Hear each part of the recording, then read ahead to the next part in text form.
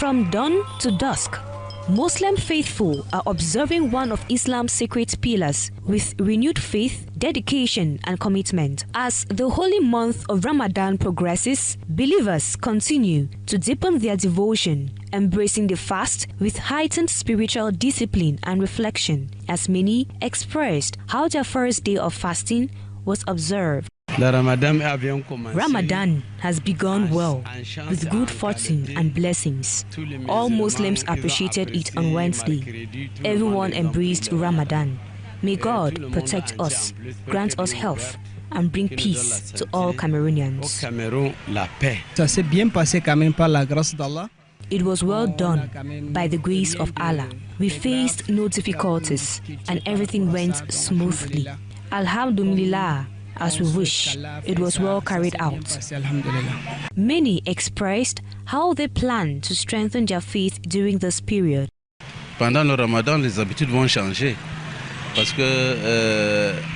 During Ramadan, our habits change.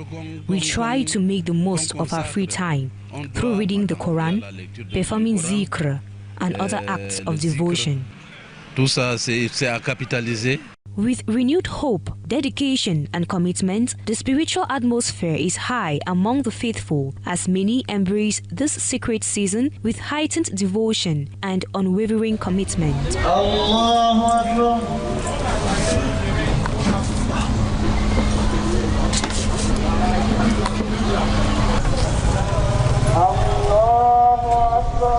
More highlights on the profound spiritual significance that marked the first day of Ramadan as worshippers embrace the fast with solemn prayers, heartfelt reflection, and a renewed commitment to faith, discipline, and charity. Those who are well off must remember that there are people in need. At times, we must rush to help the vulnerable who often go hungry, even outside of Ramadan. They face famine and deprivation. The spiritual aspect of this month brings people back to themselves positively. The first day of Ramadan has set an atmosphere of spiritual renewal, with worshippers embracing the fast through prayer, reflection, and acts of charity. As the holy month continues, the faithful remain committed to deepening their devotion, strengthening their faith, and carrying forward the message of hope, discipline, and unity. Digital bridges living together is the theme observed for the International Decade of Indigenous Languages, IDEL 2026, organized by the Summer Institute of Linguistics, SIL, Cameroon. The event, which held at the Yaoundé Conference Center, was chaired by the Minister of Basic Education, Professor Laurent Serge Etundingua, representing the Prime Minister, Head of Government. Empowering indigenous languages is a priority for the Cameroon government. The government decided to introduce mother tongue at school. Until now, we have 12 mother tongue languages introduced in our programs. And the President of the Republic will decide at what time they will integrate the evaluation system, so that when you graduate, you have a subject in our mother tongue language. This major initiative under the United Nations International Decade of Indigenous Languages, organized by SIL Cameroon and the Cameroon National Commission for UNESCO, focuses on leveraging technology to preserve, promote, and transmit indigenous languages to future generations. However, this partnership between SIL and the government of Cameroon will be a win-win. We come with the technique, with the expertise to help the government to implement the policy. Yes, that's how we do. And yeah, the government cannot do everything alone. The government needs the partnership of others, SIL, UNESCO, Serdotola. Yeah, all these organizations are involved in the project. The ceremony also saw the presence of the Secretary of State to the Minister of Basic Education, Dr. Vivian Ashere-Kilo, and other high personalities. The more than 250 languages in Cameroon puts the nation at a remarkable stand. Cameroon stands at a remarkable exception and a global model for linguistic richness. With over 250 national languages, coexisting alongside two official languages. This diversity is not a weakness. It is a strategic asset for the nation. The threat of indigenous languages losing ground has led to the rise of linguistic citizenship, through which many communities take responsibility to preserve through literature and other works of art. Reason why gifts were handed during this ceremony to persons promoting indigenous languages. Saving money involves a combination of intentional budgeting, reducing unnecessary expenses, and automating savings to build long-term financial security. Key strategies, according to citizens, include using different methods because, according to them, they also save for rainy days. Saving money depends on each and everyone and the way they want to save. To me, the best way to save money is personally learning to save as an individual, because at times, even in meetings, you save, but you might not get all your money.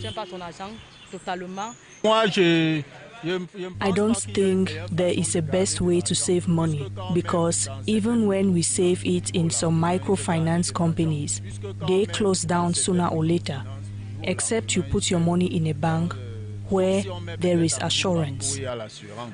Experts advise that the best way to save finance is through the banking system, as individuals might have different objectives while saving money. On recommande de faire une épargne dans le système bancaire, et la forme d'épargne dépend précisément des objectifs qu'on va atteindre, suivant qu'on épargne pour consommer après ou on épargne pour faire réaliser un projet peut-être de mariage, de construction de maison, un projet d'ameublement. En fonction du projet, on a un compte dans le secteur bancaire spécifique qu'on va ouvrir, et c'est sécurisé là-bas parce que la banque, elle s'entoure de moyens. Saving finances is foundational as far as providing a crucial safety net against unexpected emergencies is concerned. From markets to online platforms, body modification products are becoming increasingly alarming and accessible, especially to young people influenced by social media beauty standards. But health experts warn that beneath the promise of quick transformation lies a serious public health concern. Hormones have a very vital role to play in as much as the human body functioning is concerned. So if you are using a hormonal product without medical supervision, the first thing you should know is you are going to be confusing your body's natural hormone.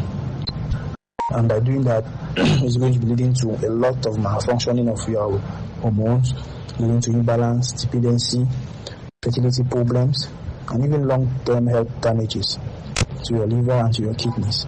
Prolonged use of skin bleaching cream can cause permanent discoloration and raise infection risk. More people will get sick, whereby there will be an increase in healthcare costs, which is not good. They are forcing the body out of balance, straining organs like the liver and kidneys. Yeah, this is because, the fact we hear that herbal, it does not actually mean it is safe, because some of these herbal hide harmful chemicals. The rise of body modification products is impacting society and calls for stronger public awareness. The body modification should be acceptable to restore health only. And of course, by doing that, you should be under a strict medical guidance.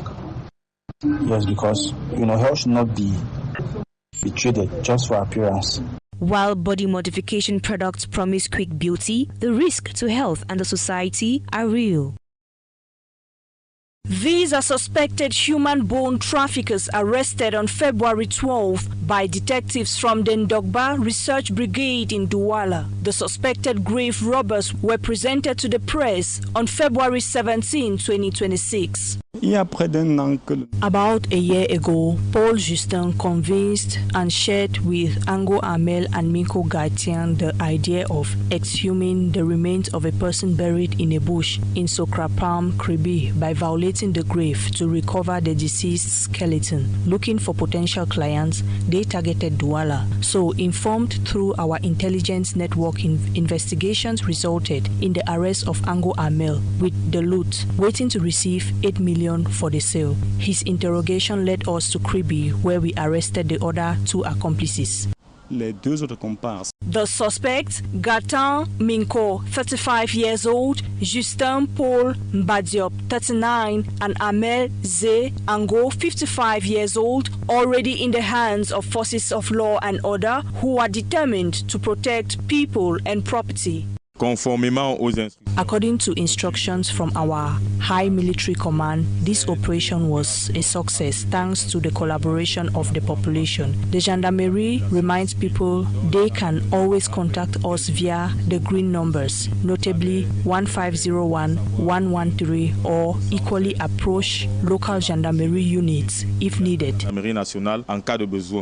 The public is urged to contribute to maintaining peace and reporting any suspicious activity or individual. The suspected human bone traffickers will be brought before the competent court to answer for their actions.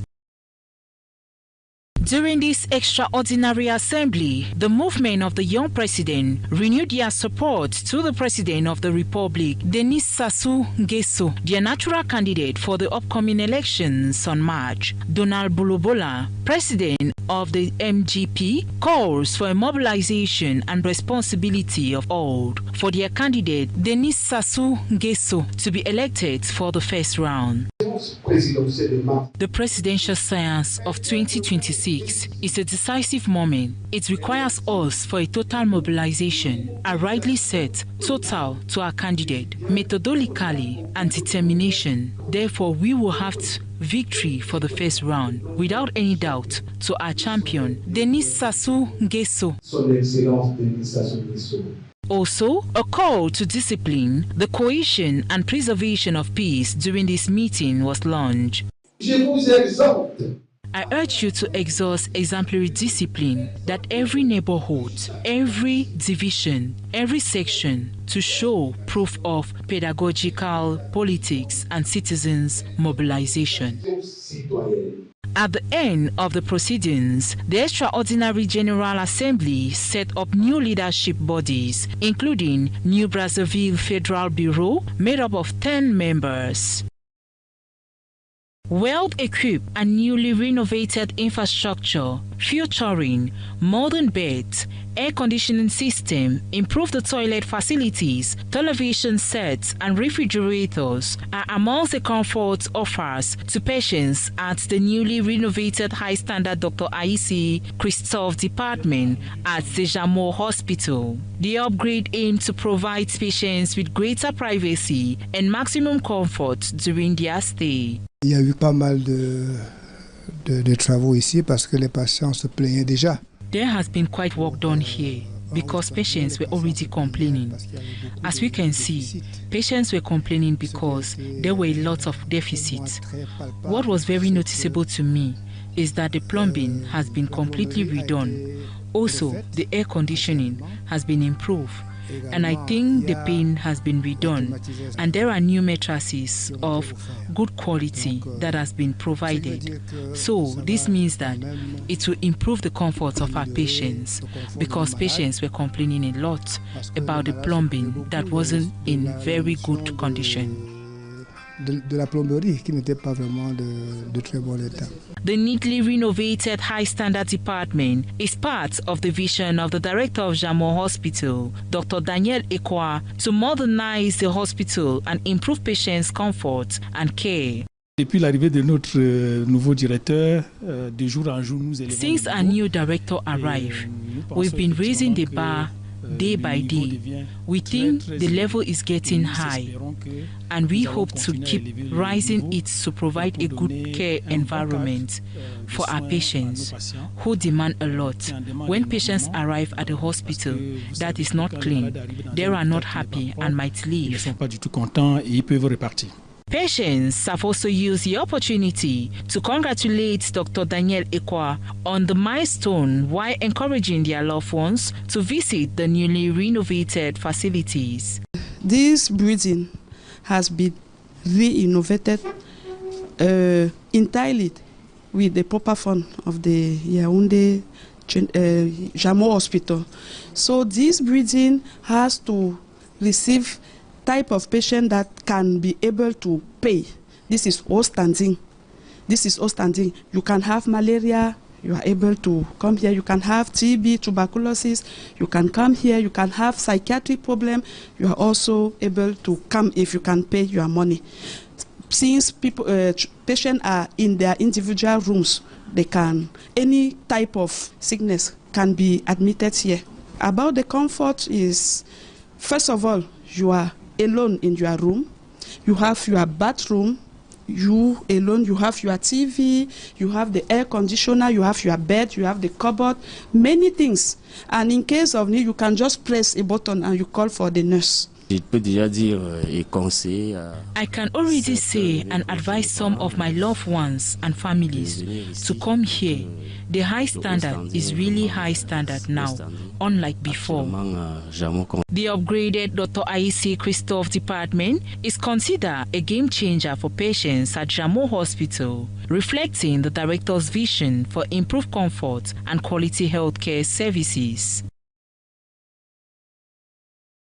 The Cameroonian government is moving forward with ambitious plans to create new administrative units, including divisions and subdivisions, as part of a broader territorial reform aimed at improving governance and service delivery. According to official communications from the Ministry of Territorial Administration, a circular dated December 2nd, 2025 instructed regional governors to submit proposals from creating new divisions and subdivisions based on objective criteria, including population size, geographic extent, distance from existing administrative centers, and socio-economic activities. The planned creation of new administrative units has drawn sharply contrasting reactions from political actors across the spectrum.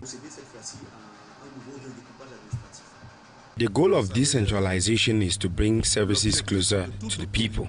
This territorial division is welcome because it doesn't make sense to travel across multiple districts for simple tasks like declaring a birth. It should be easy to find the right office.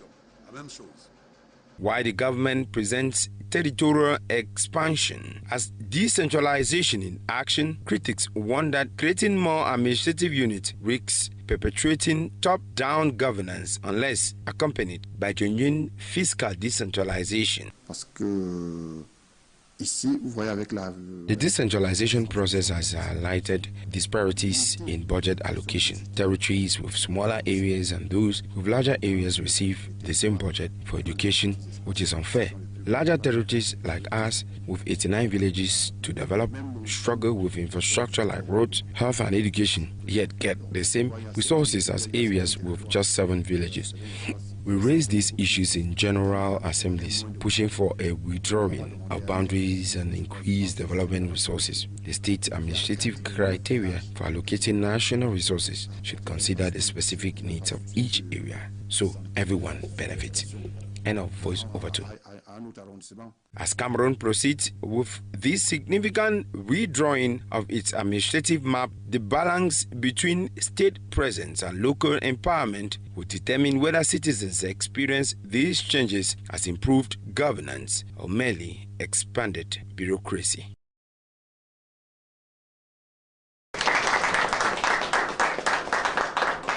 Cameroonians have been called upon to be the first ambassador of investment promotion in the country. This was during a signing convention ceremony which took place on Thursday, February 19, 2026, in the conference room of the Investment Promotion Agency in Yaoundé. The Director General Donatos Boma Shinwiso signed convention involving 4 companies who gave brief presentations on their companies, investment volumes and job creations plan. The agreement have just been signed with the agency representing the government to facilitate this long-term project. It will generate over 1,000 jobs for a total investment cost of 100 billion.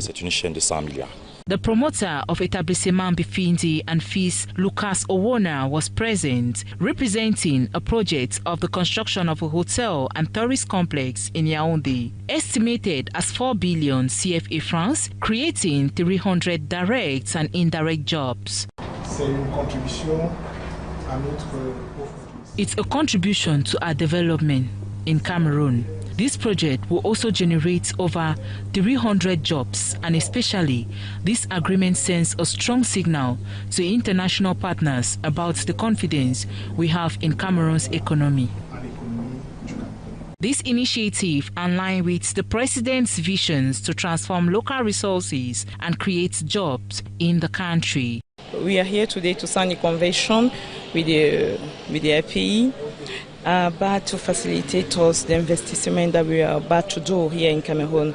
We are already here in Cameroon. We are manufacturing in Douala. We are about to install like a big manufactory, a modern one. We don't have that one in Cameroon. We are about to employ. We are about to employ like almost 500 young Cameroonians. The convention signing highlighted the importance of Cameroonians entrepreneurs investing in their own country. The ceremony, attended by key stakeholders, will go a long way to fight against unemployment of youth.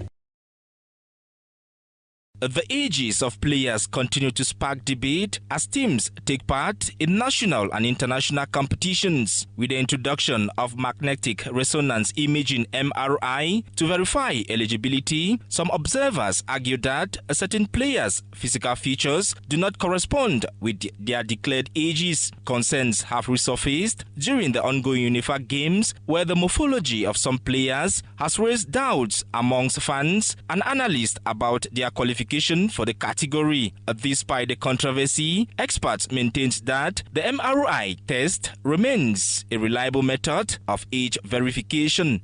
You need to understand that the morphology of players in Cameroon or in the sub-Saharan Africa in particular is different from others. In Africa at the age of 14, the morphology is very deceptive. You can believe that the player is above 17. Meanwhile, that is his real age. But we have implemented the MRI system, which can reveal the real age, and it is very, very effective and can dictate any additional age.